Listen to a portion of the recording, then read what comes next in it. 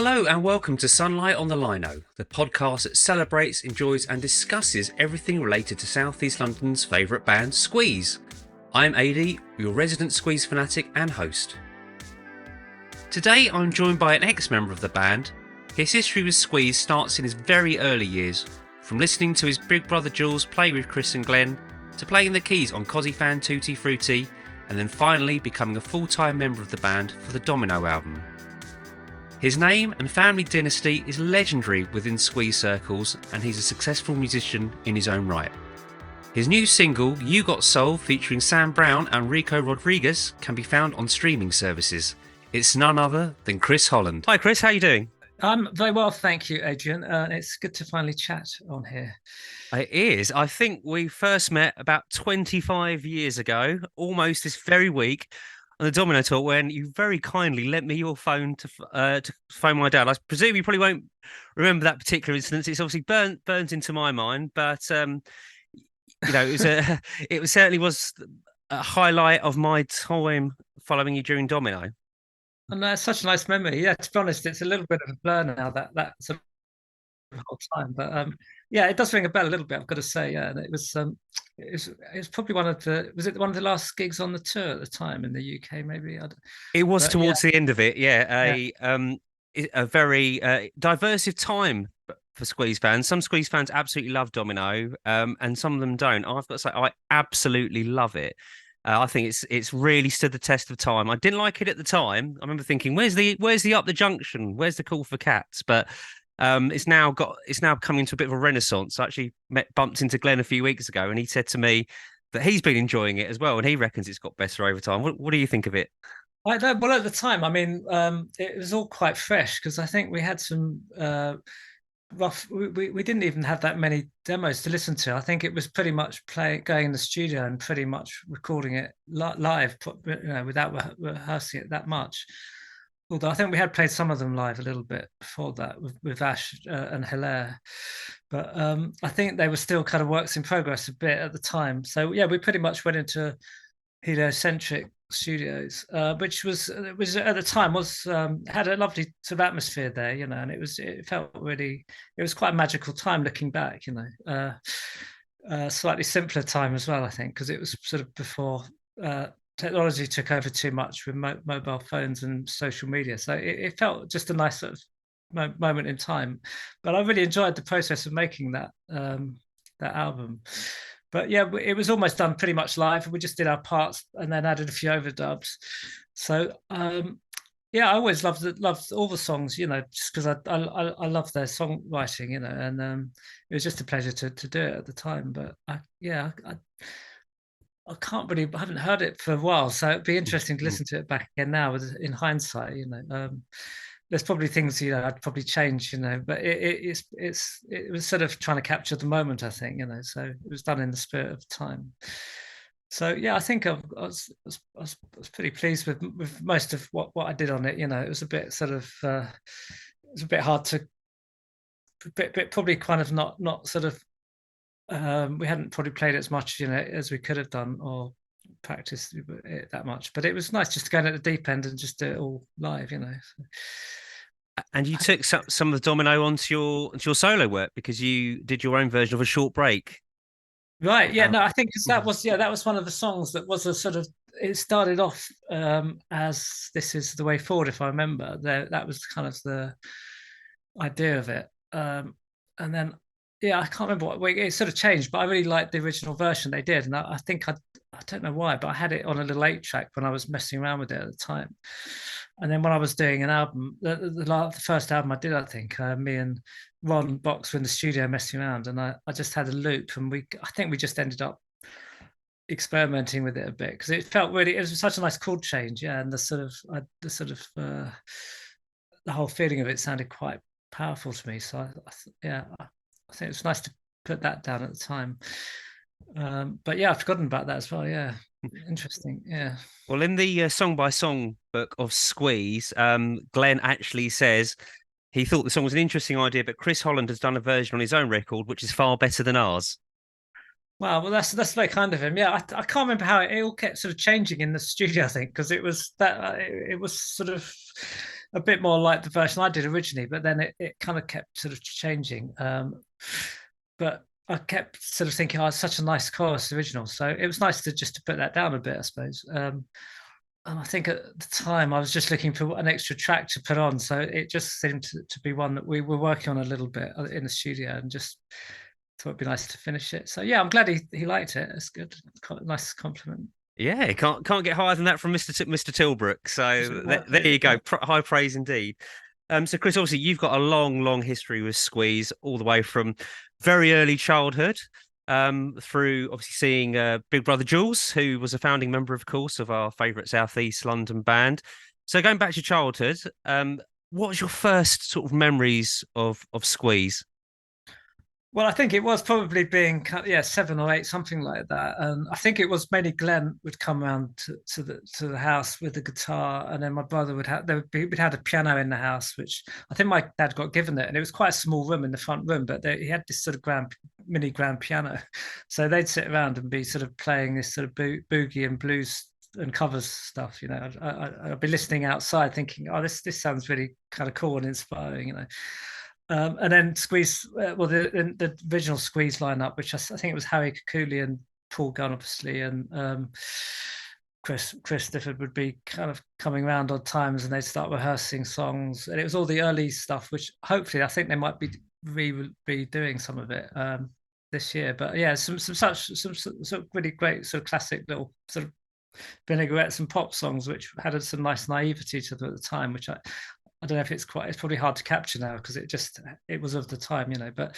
there was a whole load of songs they used to do, which I used to sort of just think, wow, they sound so good. It was like the Monkees or the Beatles or something in listening to. And yeah, I'd be outside with probably my twin brother with our sort of flares and our kind of long hair at the time, so dancing away, thinking, oh, this is so cool, And then I think the first gig I remember, I think was up the road in St James's Hall. They played a little gig up there. I remember kind of sitting there at the back with my mum or something, thinking, wow, this is just sort of like amazing they're actually doing this gig, and just seeing it like a brother playing, with them, thinking, oh yeah, this is like probably going to become like a big thing, because I think the Bay City Rollers were quite a big thing at that time, and I think they're going to be like the next Bay City Rollers maybe. So, but then yeah, little did we know it did actually become a big thing, because it could have obviously not, it could have gone either way, couldn't it? Some things don't work out, but yeah, it was such an inspiring time and sort of quite a magical time. I think those 70s, the early mid 70s times, because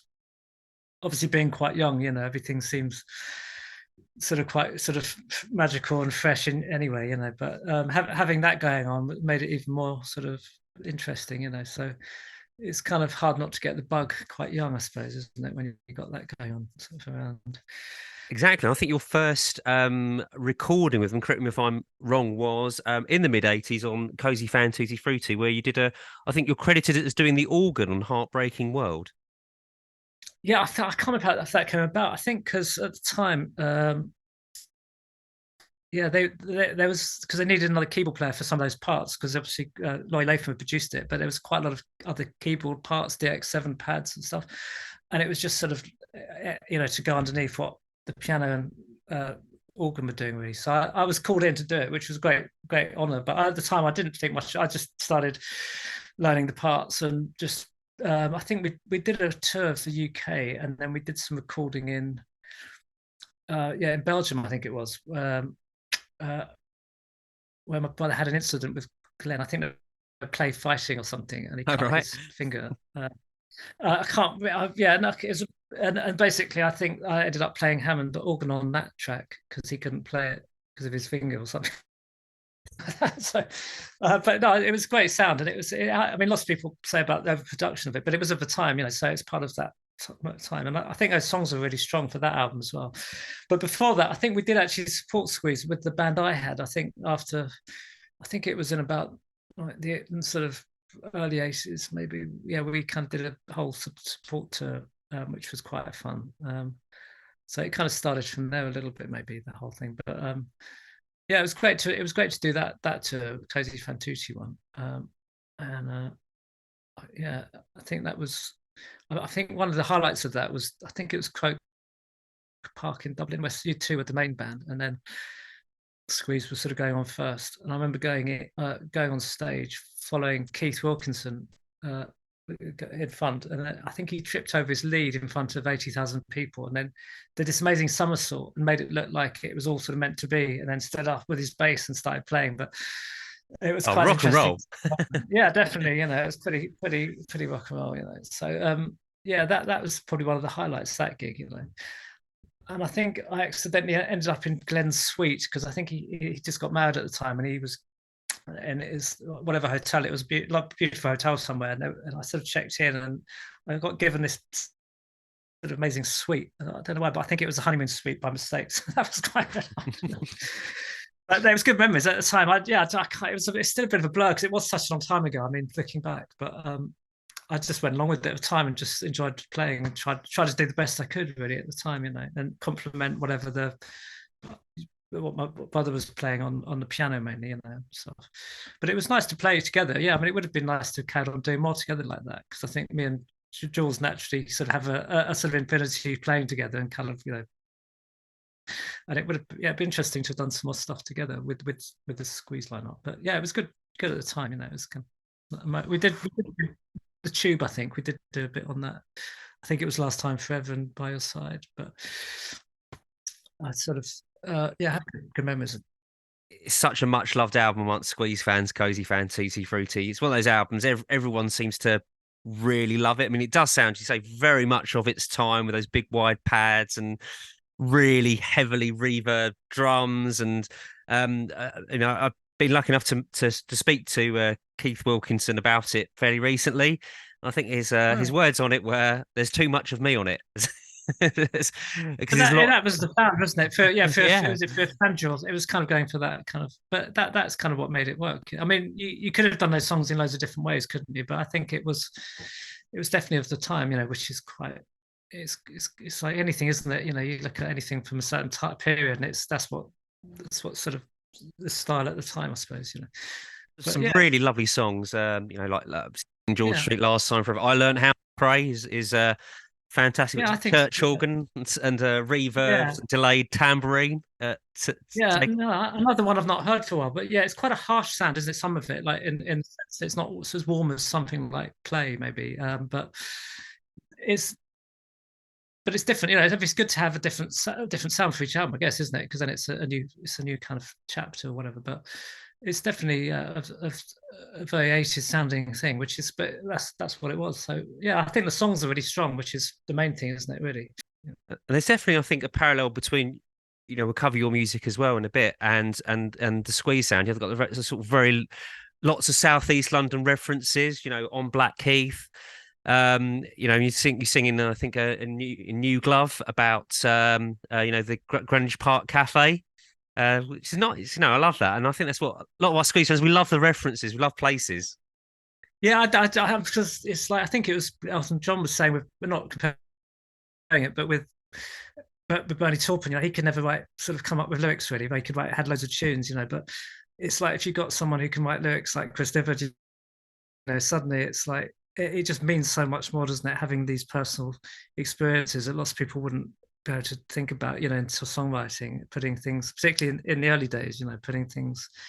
It's just experiences that places that and it's like Randy Newman would have kind of talked about loads of states in America like Baltimore or Louisiana, but it just doesn't have the same ring, does it? Like you're talking about sort of Deptford or Croydon, but it's just amazing how Chris seems to have done that in his lyrics, But yeah, he gave me that lyric to On Blackheath when he was touring with the big band. He sort of just, I think, because he was doing the festival with us, we were putting on that On Blackheath festival, and the idea was to do a little song for that, to play at that, but that didn't happen. But it was only a short little song, and I've not really experienced sort of putting lyrics to music to lyrics that often. I usually just do it all at the same time. So it was an interesting experiment. But yeah, it sounded all right, I think, and it was just nice to use his. Something we're all familiar with in Blackheath, on Blackheath. But yeah, no, it's sweet. It's nice idea. And Greenwich Park Cafe, I used to go there a lot when I was younger, and also with my dog used to go there. And it's just one of. It actually had different words originally, but they probably a bit too personal, so I thought got to change it, and it kind of rhymed with. That's what it was. But I just thought I was sort of sitting at the time. I think half finishing the words with a cup of coffee, so it just sort of seemed to make sense. I've been listening to your albums a lot recently. I think the what comes across is a sense of a sort of a romantic optimism to them. There's a lot of romance in them. Yeah, maybe that's changed now, but at the time, it's good to try and have a bit of optimism at all times if you can, isn't it? And Yeah. yeah, probably an old romantic at heart, probably, yeah. I actually saw a film last night called The Notebook. I don't know, it's like, but that is like Oh one of, yes. it's just, it was quite sort of, it's quite a heartwarming sort of film, but at the end it's real tearjerker. But Yeah. just watching things like that it inspires you to write songs. I forgot you Yeah. just see, you almost write a song about something like that.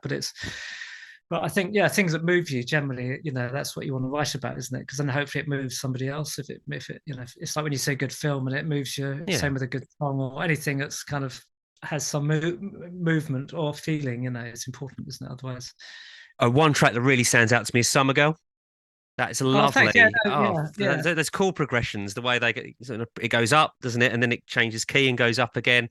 Yeah, It's a really nice song. Listening to it on a very cold, wet December day, and I was like, "This is I it's a sort of shame because remember I that." remember the demo of it was quite started with the chorus and it was quite a bit more kind of Beach Boysy. And then yeah, when we did it live, Laurie produced it actually at the time, Laurie Latham again. But because Ash was playing on it, Ash Sloan, so he came up with this really nice drum sort of feel at the beginning. So it went in a different direction, but yeah, it was kind of worked out right, I think, in a way. But yeah, there's a few things I'd maybe changed. But yeah, no, not too unhappy with that one. Thanks. It was trying to be a bit more Beach Boysy poppy sounding, I suppose. It's been in my head last few days. I've been Oh, playing it to everyone. I'm like, listen to something really good because it does. It's there is. I feel you're in that sort of great Southeast London singer songwriter, which if you're a Squeeze fan, you're gonna love that because I know you're. yeah, I think being a frustrated guitarist as well, because I can't play that much guitar, but like all the songs sound quite sort of pumpy piano sounding, I suppose. That sort of yacht rock sort of piano type thing, which it's hard to avoid. I think if I could play more guitar, it'd be more sort of strummy stuff. Yeah, because you do work with other sort of Southeast London musicians like Siobhan Parr. I know she works on Golden Hour. Yeah, she's like, I mean, she just came and did some singing on. I think we used to just sort of play together in the local pub, like the Pelton Arms and stuff, a few times, and then yeah, and then she came over and did some vocals on that track, a couple of tracks on the last album. But it was so powerful a voice, isn't it? And it's got like a bit of a, I don't know how to say, a bit of a sort of old fashioned in a nice way, like it's got a real old sound. It's a bit like how King meets, I don't know, it's just really warm sort of sound. She's incredible, isn't she? It's a shame because she ought to be doing more. But she's still doing her thing, like she's always playing at the pubs and stuff. But yeah, I love her. Yeah, her voice and her sense of humour as well helps. She's kind of good fun. Yeah, I know that. Yeah, she's certainly popular amongst Squeeze fans who Mm. say like that sort of sound, um, and that sort of feeling that she gives for her voice as well. I think there's you say like a nice kind of warm sound to her voice. Yeah, it's because you've worked with quite. Yeah, because you worked. There's a few on Golden Hour. There's a few collaborations you've done, isn't there? Yeah, I think it was just. I mean, it was just at the time because yeah, it just happened. I was sort of doing it, and people were around, and they came in the studio, and yeah, I'm not really a singer, but I can just sing the songs enough to get them across. But when you have a proper singer like that, it sort of takes them in a different direction, really. So it's always interesting to see where it goes. Yeah, I haven't really done that enough, but it is nice to try different experiments. So Summer Do was the other one, and now she's ended up singing with the big band at the moment because I think the other she just took over. So it's kind of worked out quite well, really. From the last tour. But yeah, it all keeps it fresh, doesn't it, and kind of keeps it in the family. Yeah, talking about Frank, what an album! What an album! I know they re-released it a few years ago, but I still think I don't know, there's got to be more demos and things like that out there. I'm sure. Yeah, I'm sure there were. Weren't there? There's probably half the. I mean, at least twice the amount of songs on the album they used to write, didn't they? And then just use probably some. But yeah, I hope they get release some of those earlier songs as well. That they didn't release because I remember I think when I was about sort of 12 or something, I got handed down a reel-to-reel 4-track, a TX thing, which my brother used to use a bit, and then he handed down to me. And I sort of went through all those early Squeeze songs that they didn't release, like Monkey on You and all these songs like Raymond and stuff. And they were a way of sort of learning how to work out songs almost. I remember, I don't know what happened to the tape, but I remember recording all those songs as best I could on a little keyboard and stuff. But it was just such an inspiring, it was such an inspiring sort of set of songs to listen to, you know. So yeah, it'd be great if they could release those again at some point, because I'm sure the Squeeze fans would love those, you know. Any material when it comes to Squeeze fans, isn't it? We can't get enough of. Well, particularly the early stuff, because it is Yeah. like it's something about the innocence of it, I think, and it had the RMI piano pretty much, which is what my brother I ended up getting as well, the electric piano sound, which is quite distinct. It was just that with the and I think Glenn's voice probably sounded slightly sweet or different then, because he was 17 or something at the time. But I remember Last Little Piece of My Love, which I did do a version of, but it was such an amazing guitar solo at the end, and it sounded a bit like Carpenter's Goodbye to Love or something like that. And it was just such an amazing guitar solo. I always remember thinking, wow, it was just so inspiring, you know. And I was only 17 or something, so I don't know how it sounded so good at that age. But yeah, it'd be great. I'm sure some of it might resurface at some point. So it'd be good for, you know, for the Squeeze fans to be able to listen to some of that stuff, you know. Do you still keep in touch with the band? Well, I mean, mainly Chris, only because he does a lot of. He was doing quite a few of the supports with the big band, which was guest spots with the big band, which was really nice, you know. So it's always nice to give him a bit of a cuddle and have a chat, you know. And he's always so lovely, isn't he? And he seems to be in a good way. They've just been doing so many gigs in America and stuff, you know. And he kind of lives not too far down in Sussex, so it's nice to kind of keep in touch with him, you know.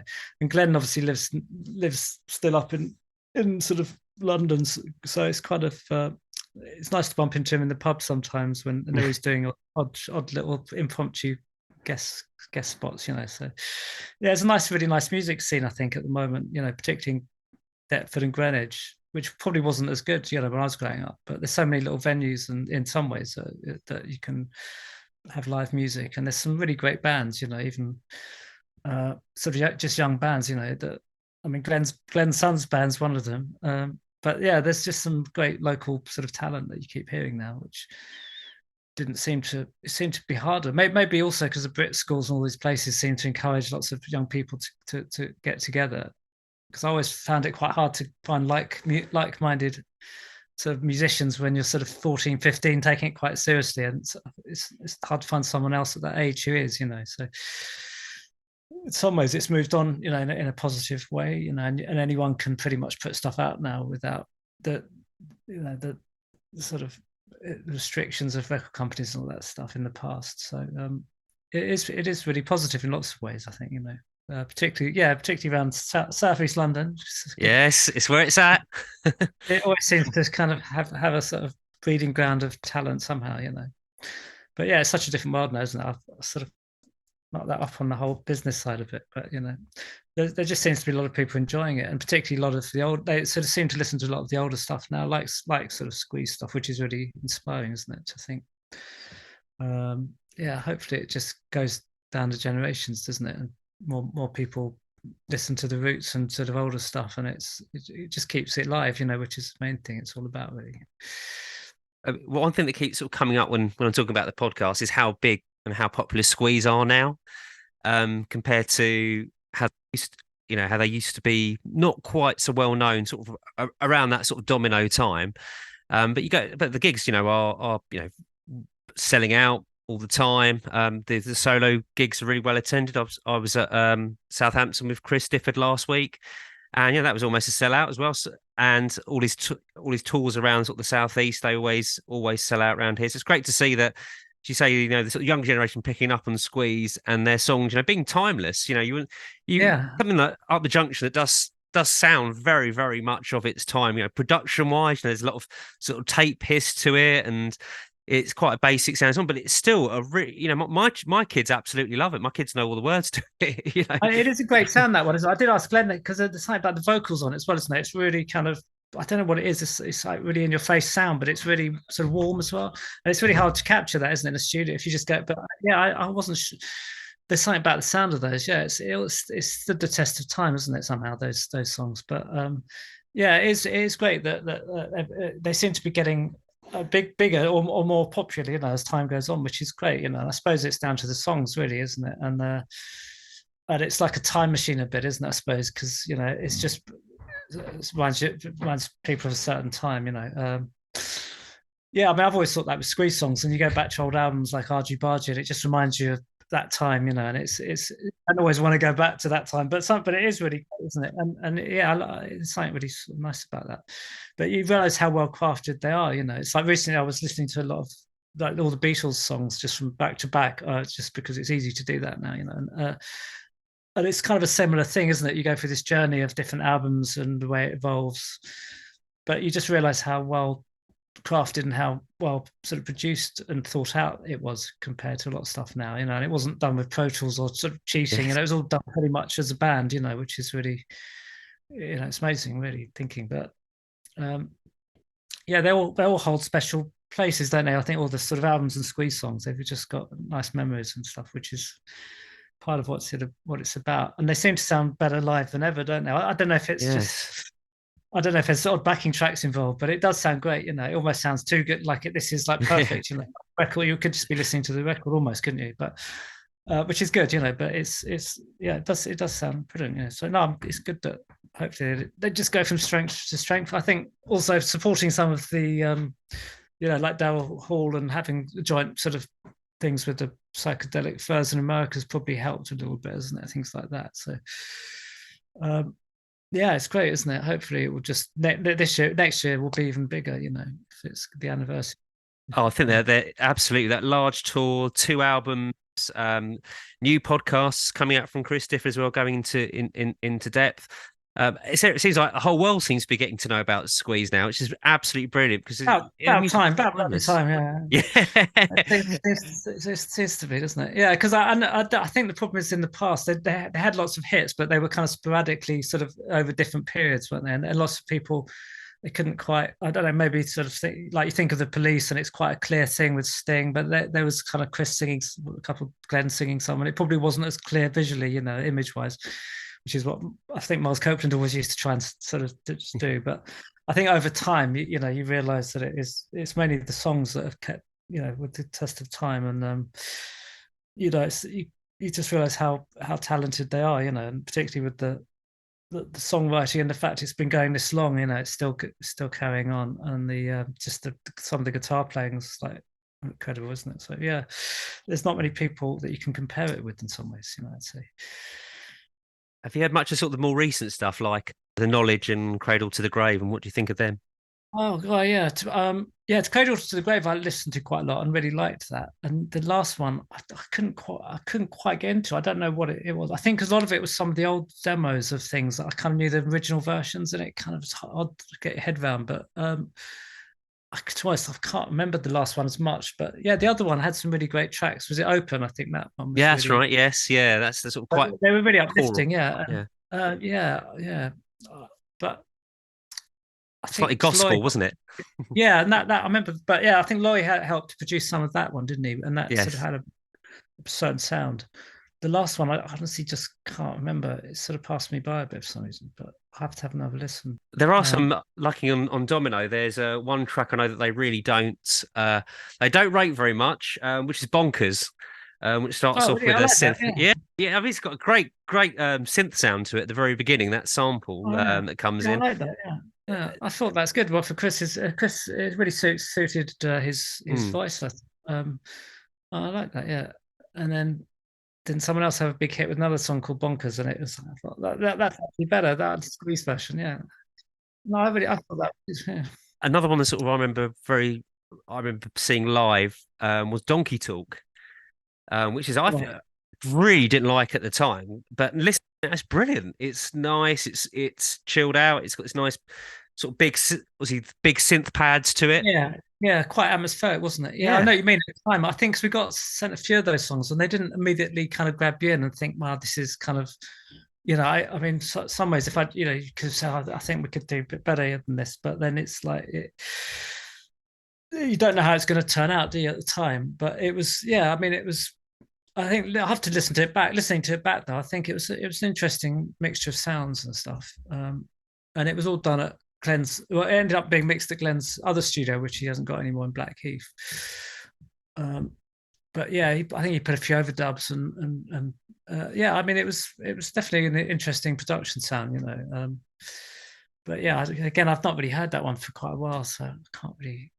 I think at the time it was, um, yeah, at the time I think it was kind of quite live sounding, and it was quite nice to just to do something quite spontaneous, really, fresh. So didn't really have much say in it apart from that. So let's talk about You Got Soul, which is just out.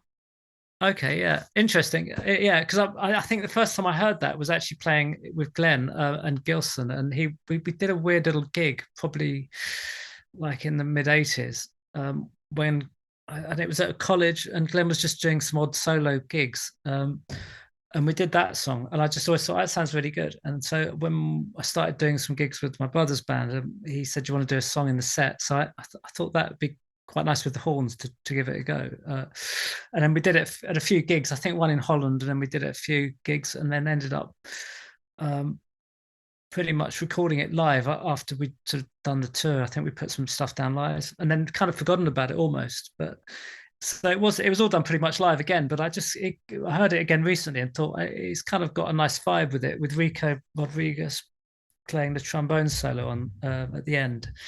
And I've always loved his kind of style. And it isn't something my style personally that I would go for, but it just had a sort of thing about it, which I thought captured a nice moment in time, and it was quite a sweet kind of sort of production. So it was quite nice to revisit some of those. So yeah, I've just been putting a little EP together of 6 songs that are going to come out probably next month with yeah, from that time really that were never kind of put out, on the World Wide Web, so to speak. So I might as well, before starting a completely fresh new project with Lisa at the Covington, I think, after that Okay. in next year.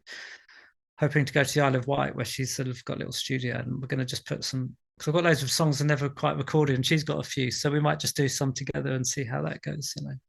So yeah, that should be exciting. So Lisa's your long-time collaborator, isn't she? She's someone you worked with for a Yeah, long well, it's time. when we're trying to find other musicians to play with when we were Yeah. 15 or 16, and Yeah. she was singing at a party with a friend, and she was singing all these old Beatles songs. I thought, wow, she's a great guitarist, and there weren't many female guitarists at that point, or sort of musicians, and so it was quite unusual. We teamed up and started just playing some gigs and doing some recording. So it's great, and it works quite well when we sing together and play together, and then.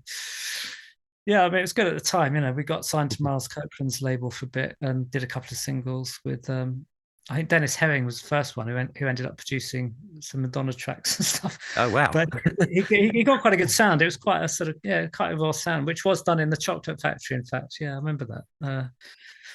In New Cross, which is, I think it's now a rehearsal studio possibly. But yeah, that was a good time. And then we did a little tour where we had to go around on an open top bus promoting it in the freezing cold winter. So standing on the top miming to these songs. So that was fun. It's like your Beatles moment there.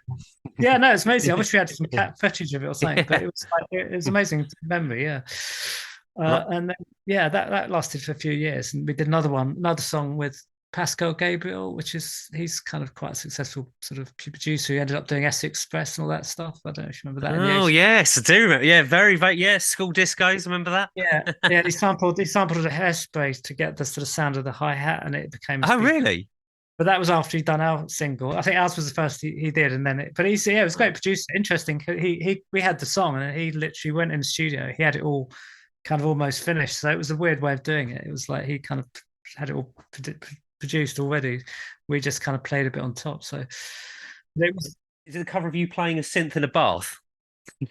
Oh, that was literally done last year. But that was my little reface Yamaha keyboard I've got that I ended up taking everywhere with me, and it was a little place in Sussex to write really, and it had in the middle of a summer, had a nice outside bath you could sit in and get inspired and sort of relax. So someone took a photo, but I just thought it looked quite unusual. So trying to go for that 70s kind of summer vibe. It's very good. I can highly recommend checking it out. It's very danceable. I've got to say, my 2-year-old highly recommends its danceability. Oh, excellent. Oh, that helps, doesn't it? Yeah, we just did another song that came out yesterday, a single with the big band, and it's kind of got a similar sort of sound with the horns and but with Rod Stewart singing, which I was listening to, and I thought that's it's an old swing song, but I couldn't stop dancing to that, So that's a good sign, isn't it? If you can dance to it. Right. I've seen viral videos today of obviously your brother and Rod Stewart at Pancras Station. No, that was the one. Yeah, that's the single. Yeah. So that was that's sort of going to be out next year, like the album. But yeah, that was good because that was kind of at the end of the lockdown thing, and there wasn't really anything going on. But suddenly that came out of the blue, and I think they'd been comparing model railways or something. So suddenly we went from that to doing an album together. So it was good. Yeah, it was good, isn't it? So I mean, I've always loved his early stuff, and he's got such a iconic voice, But I mean, I thought he was going to maybe do sort of quite raw bluesy stuff, but it's become quite sort of swing big band stuff, it sounded great. The tracks I heard, the ones I've heard that's been mixed sounded really kind of fresh, and the organ was quite high in the mix, I'm pleased to say. So yeah, look forward to it. Should be interesting. So yeah, we might do a few residencies in Vegas for a month now. There you go. I was going to say, any live gigs on the horizon at all, Chris? Well, we're just sort of finishing off this UK tour with the big band, so that's kind of going on till Christmas. We've got the sort of Hoosenanny again. I think Rod's hopefully going to be doing that. Joss Stone maybe. And then next year, I think there's going to be some more stuff with the big band and Rod. And then if I do this project with Lisa, hopefully we'll get out and promote that somehow. If we can get a little band to do that, so that'd be interesting. Yeah. If you've enjoyed the show, then please do leave a review. If you'd like to get in touch with me, I'm on Twitter or X as Squeeze Podcast, Instagram as UK Squeeze Podcast, or you can join our Facebook group simply called Sunlight on the Lino. If email is your thing, then you can email me AD, that's AIDY, at squeezepodcast.co.uk. Until next time, keep listening to Squeeze.